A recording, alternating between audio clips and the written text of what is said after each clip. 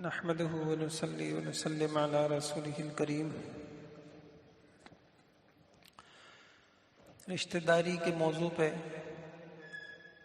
کچھ اور بھی اہم باتیں باقی تھیں، لیکن ایک موضوع جو بہت اہم تھا اس کا سامنے آنا ضروری ہے۔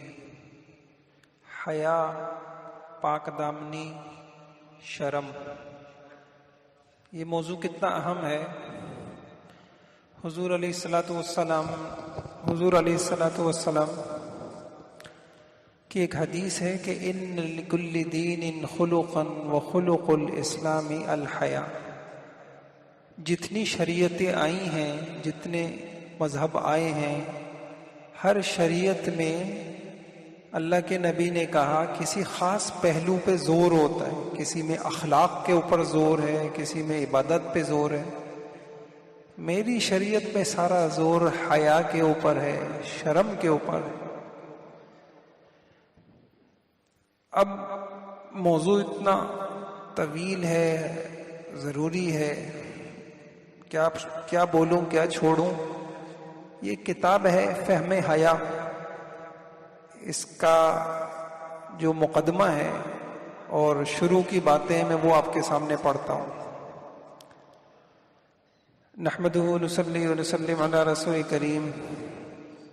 جس دین اسلام میں امتیازی خوبی اور بنیادی وصف حیا کو قرار دیا گیا تھا، جو حیا انسانوں کے سب سے پہلے ماں باپ حضرت آدم و حوا علیہ السلام کی میراث اور انسانی فطرت میں داخل تھی، جس حیا سے پورا معاشرہ خوبصورت ہوتا تھا، یہ حدیثوں کے خلاصے ہیں۔ جس حیا کا ایمان کے ساتھ چولی دامن کا ساتھ تھا، جو حیا ہر بھلائی اور ہر خیر کا سرچشمہ تھی، جو حیا دین اسلام کے 5 بنیادی مقاصد میں سے تھی، جو حیا سارے انبیاء علیہم السلام کی مشترکہ صفت تھی، سارے نبیوں کی خصوصی صفت۔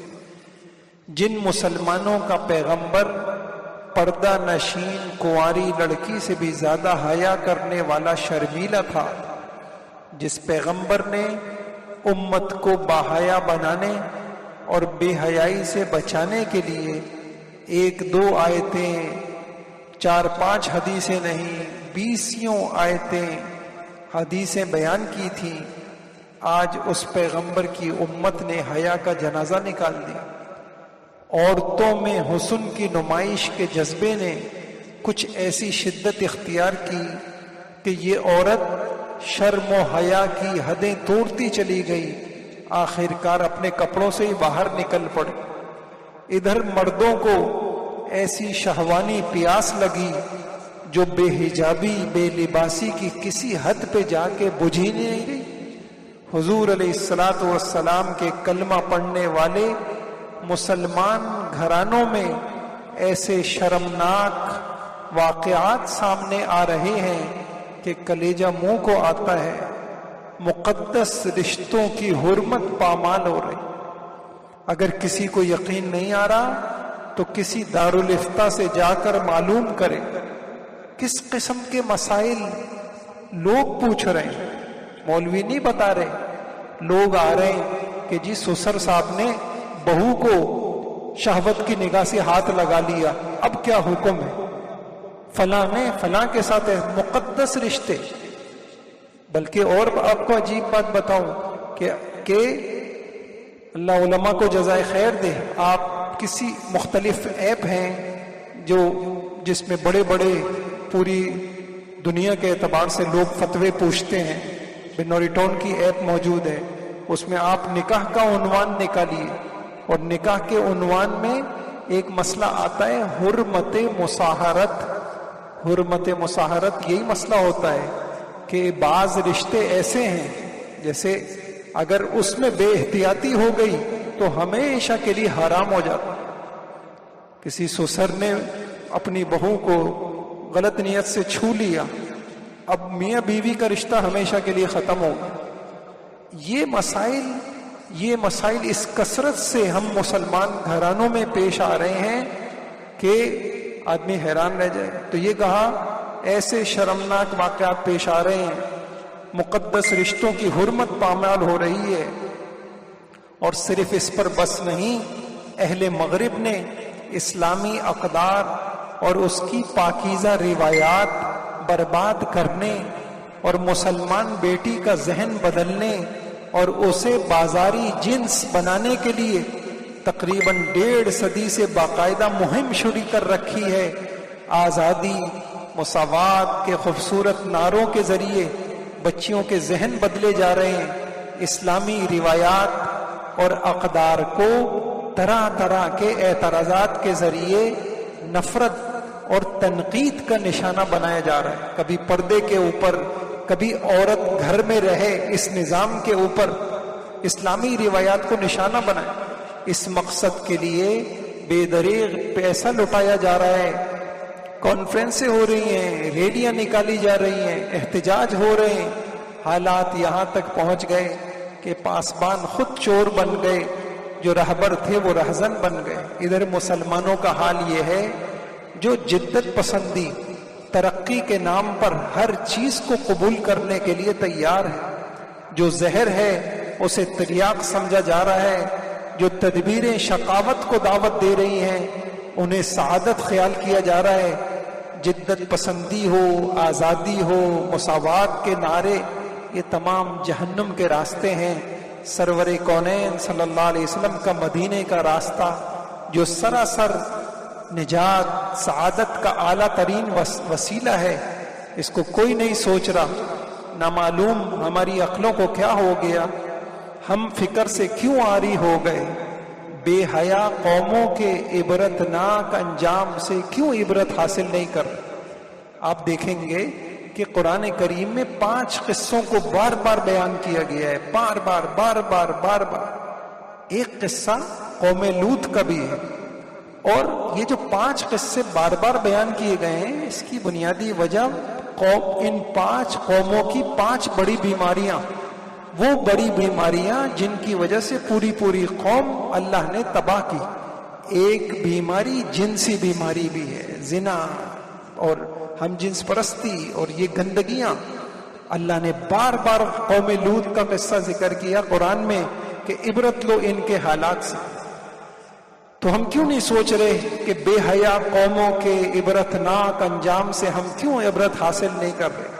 آئے دن آسمان سے نازل ہونے والی طرح طرح کی مصیبتوں، آفتوں کو بے حیائی کے عذاب سمجھنے میں کیوں چشم پوشی کی جائے. زلزلے آ رہے ہیں، طوفان آ رہے ہیں، کچھ آ رہے ہیں، قوم مست ہے. حضور علیہ السلام کا حال یہ تھا کہ ذرا ہوا تیز چل پڑتی گھبرا جاتے، کبھی گھر میں آ رہے ہیں، کبھی باہر نکل رہے ہیں، پھر آ رہے ہیں، پریشان ہو جاتے مجھے. اور فرماتے کیا پتا کہ جیسے پچھلی قوموں پہ عذاب آئے تھے یہ کوئی عذاب ہی کیوں نہ ہو. افسوس یہ ہے جو اپنے آپ کو دیندار کہتے ہیں، جو مسجد میں صف اول میں نماز پڑھتے ہیں، ان گھرانوں میں بھی حیا کے تقاضے بے دردی سے پامال ہو رہے. کوئی اپنی اولاد کو سمجھانے والا، خاندان کو بے حیائی کے اس آگ سے بچانے والا نظر نہیں آ رہا. خدا را خواب غفلت سے بیدار ہوں. بے حیائی کی جو آگ لگ چکی ہے جلد سے جلد بجھانے کی کوشش کریں، ورنہ تمام قوم، ملک اس کے شعلوں کے نظر ہو جائے گا. افسوس تعجب سے کہنا پڑتا ہے کہ اگر کسی کے گھر میں آگ لگ جائے تو فوراً بجھانے کی تدبیریں کی جاتی ہیں، کوئی کوتاہی نہیں کرتا. لیکن دین اسلام کے گھر میں آگ لگی ہوئی ہے. پاکیزہ اقدار، حیا، پاک دامنی کی مقدس روایات کا صدیوں سے جمع کیا ہوا ذخیرہ نظر آتش ہونے کے قریب ہے، اور ہم اطمینان سے بیٹھے تماشائی بنے ہوئے ہیں. اس وقت دین کی اہم پکار یہ ہے کہ خدا کے لیے اٹھو، خواب غفلت سے بیدار ہو جاؤ اور سفینہ حیات کو حاصل مراد تک پہنچانے کی پوری جد و جہد کرو. نیز یہ بات بھی پیش نظر رہے، اسلامی تہذیب کی دشمن طاقتیں اپنی تمام تر قوتوں کے ساتھ حملہ آور ہیں. نہایت تیزی سے سیلاب آ رہا ہے. امت کو بے حیائی سے بچانے کی کمزور ناتواں کوششیں کافی نہ ہوں گی۔ بے حیائی کا فساد ایٹم کی رفتار سے پھیل رہا ہے، ظاہر ہے کہ کیڑے مکوڑوں کی رفتار سے مقابلہ کیا گیا تو کیسے اصلاح ہوگی؟ وقت کا اہم تقاضا یہ ہے کہ انفرادی، اجتماعی پوری طاقت اور تمام وسائل نئی نسل کو باحیا بنانے پہ خرچ ہوں۔ سارے وسائل، آج کی یہی نسل کل حکمران ہو تو تمام تر وسائل نشر و اشاعت باحیا پاکیزہ سوچ رکھنے والوں کے ہاتھ میں ہوں۔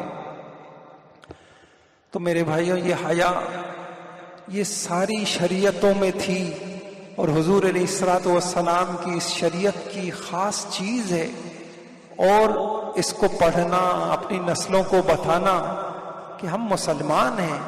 یہ بوائے فرینڈ اور گرل فرینڈ یہ مسلمانوں کا کلچر نہیں ہے، یہ مسلمانوں کی تہذیب نہیں ہے۔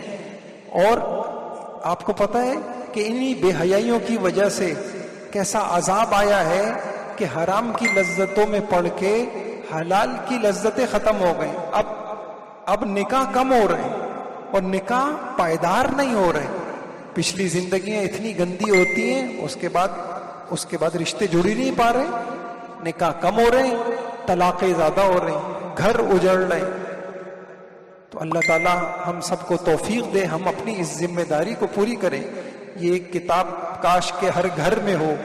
قرآن کے 30 پاروں میں کیسے حیا سمجھائی گئی ہے، حضور علیہ السلام نے کیسے سمجھائی ہے، اس سب کا خلاصہ ہے۔ میں صرف اس کے عنوان پڑھتا ہوں تو آپ دیکھ لیجئے گا کہ یہ کتنی بڑی ضرورت ہے۔ کاش کہ کوئی باپ اپنی بچی کو لے کے بیٹھے، اپنی بیوی کو لے کے بیٹھے اور ایک مرتبہ زندگی میں کم سے کم یہ کتاب سنائے کہ دیکھو یہ ہماری تہذیب ہے، یہ ہماری روایات ہیں، ہم مسلمان ہیں، ہم کوئی بے حیا قوم نہیں ہیں، ہم پابند ہیں، ہم موت پہ یقین رکھتے ہیں، ہم قبر پہ یقین رکھتے ہیں، ہم میدان حشر میں اللہ کے دربار میں کھڑے ہونے پہ یقین رکھتے ہیں۔ کس منہ سے حضرت محمد صلی اللہ علیہ وسلم کا سامنا کریں جس نبی نے حیا کے اوپر سارا زور، اتنی تعلیمات۔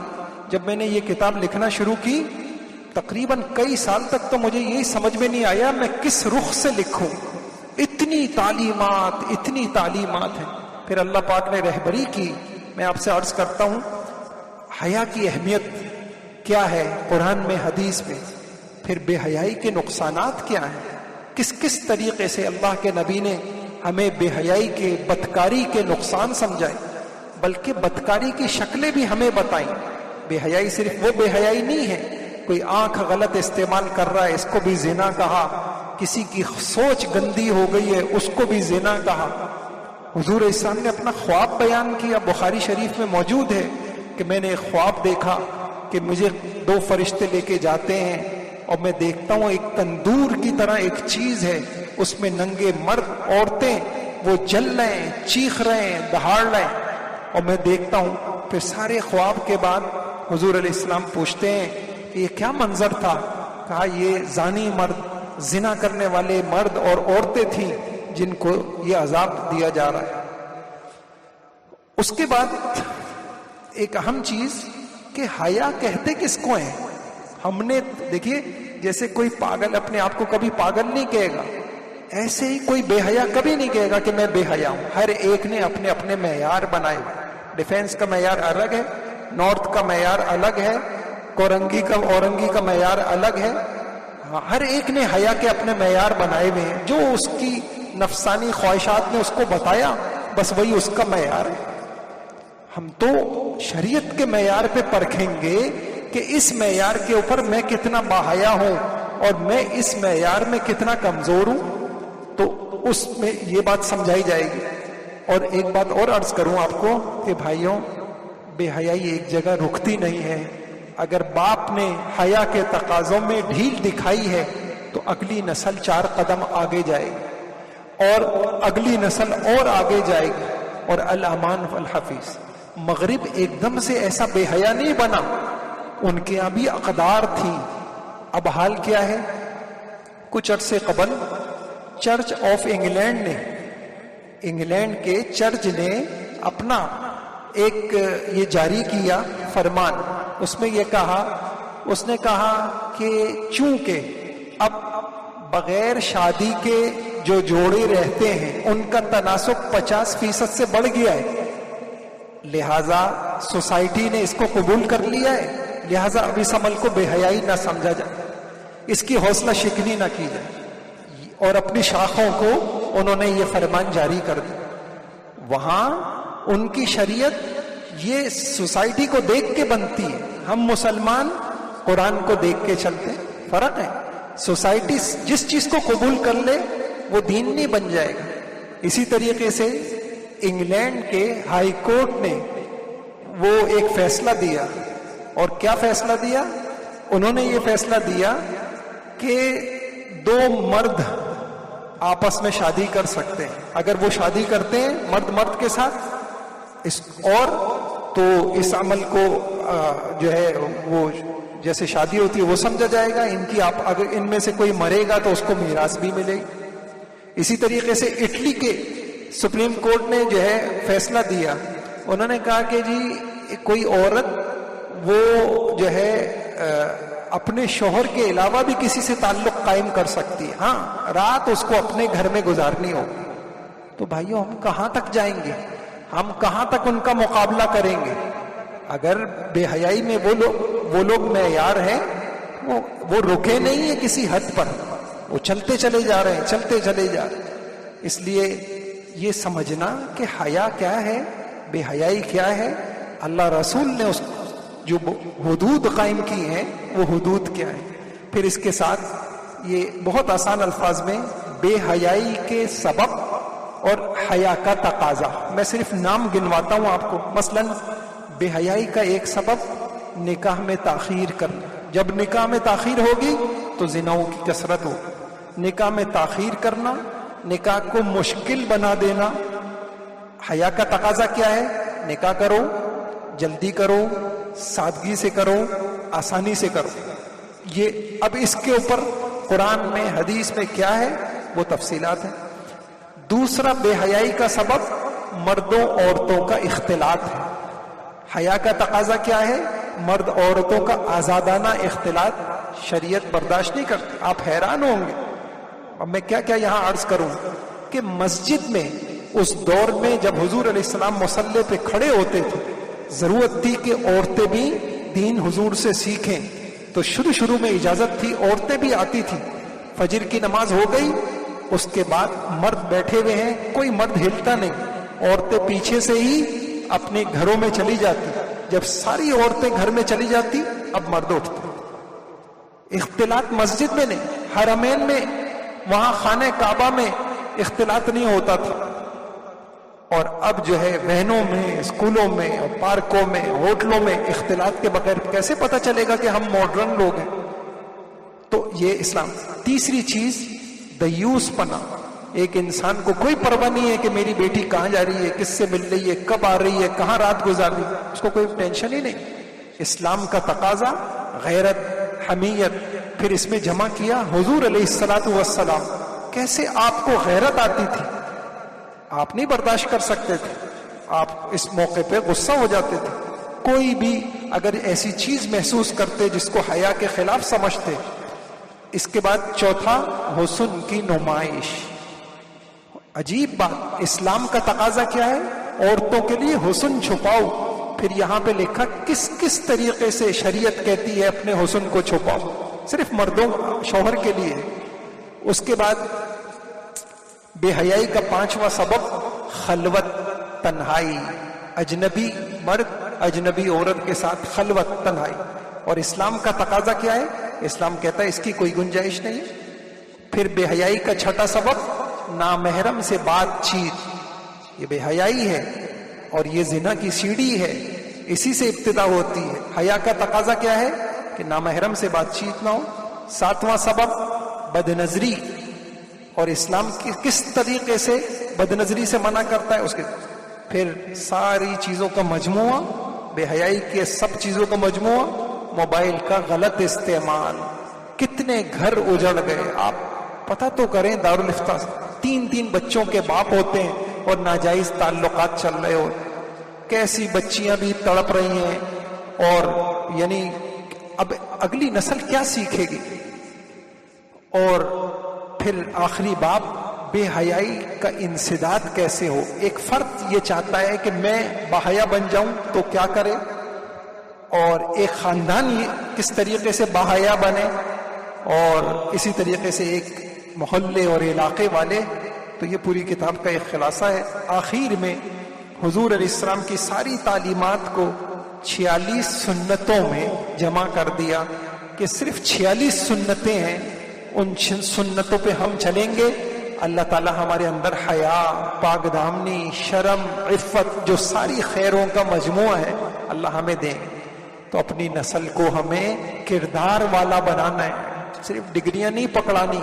اس کی آنکھوں میں حیا ہو، اس کی زبان میں حیا ہو، اس کی سوچوں میں حیا ہو. اللہ تعالی ہم سب کو نصیب فرما دے. اگر میری یہ ممکن ہوتا میں آپ سب کو ہدیہ دیتا کہ اپنے گھر کے اندر یہ کتاب رکھیں، اور کوئی باپ زندگی میں ایک مرتبہ گھر والوں کو لے کے بیٹھے اور یہ پوری کتاب پڑھ کے سنائے، تاکہ ان کے سامنے، بہتر تو یہ ہے کہ سناتا رہے، کیونکہ اس امتحان میں، یہ امتحان معمولی امتحان، حیا کا امتحان بوڑھے کے لیے بھی امتحان ہے، نوجوان کے لیے بھی امتحان ہے، اب تو بچوں کے لیے بھی یہ امتحان ہے. اللہ ہم سب کے لیے آسان فرمائے، اور ہماری موت حیا کے اوپر آئے، شرم کے اوپر آئے. گندگیاں لے کے ہم نہ مریں. جب بے حیائی ہوتی ہے تو قبر کی تنہائی گزارنا، جب تنہائیاں ناپاک ہوتی ہیں تو پھر قبر کی تنہائی بہت مشکل ہو جاتی ہے. اگر تنہائیاں خوبصورت ہوں گی، راتوں کو انسان اٹھ رہا ہے، خاموشی سے توبہ کر رہا ہے، آنسو بہا رہا ہے، تو پھر انشاءاللہ قبر کی تنہائی بھی اچھی کٹے گی.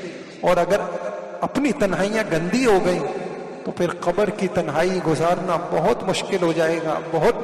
یہی بے حیائیاں وہاں کے سانپ اور بچھو بن جائیں. اللہ تعالی ہم سب کو توفیق نصیب فرمائے، عمل کی توفیق نصیب فرمائے، اور ہمارے لیے حیا کے تقاضوں پہ چلنا اللہ تعالی آسان فرما دے. سبحان اللہ وبحمدہ، سبحان اللہ العظیم. اللہم صلی وسلم علی نبینا محمد. اے اللہ، حضرت محمد صلی اللہ علیہ وسلم کی بڑی جان لگی تھی امت کو باحیا بنانے میں. آج ہم نے حضور علیہ الصلوۃ والسلام کی ان تعلیمات کو اے اللہ پاؤں تلے رون دیا، اور یا اللہ گھر گھر بے حیائی کا مرکز بن گیا. اے اللہ تو ہی ہمیں باحیا بننے کی توفیق عطا فرما. ایسا ماحول جو ہمیں حیا کی تلقین کرے، ایسے دوست جن کی صحبت سے حیا پہ چلنا ہمارے لیے آسان ہو جائے، ایسے لوگ جو ہمیں حیا کی طرف بلاتے رہیں. اے اللہ ایسا ماحول اختیار کرنے کی ہم سب کو توفیق نصیب فرما. ہماری اولادوں کو، ہماری نسلوں کو باحیا بنا. بے حیائی کی طرف بڑھنے سے اللہ ہم سب کی حفاظت فرما. اے اللہ ہماری دعاؤں کو قبول فرما. آمین. وصلی اللہ تعالی برحمتک.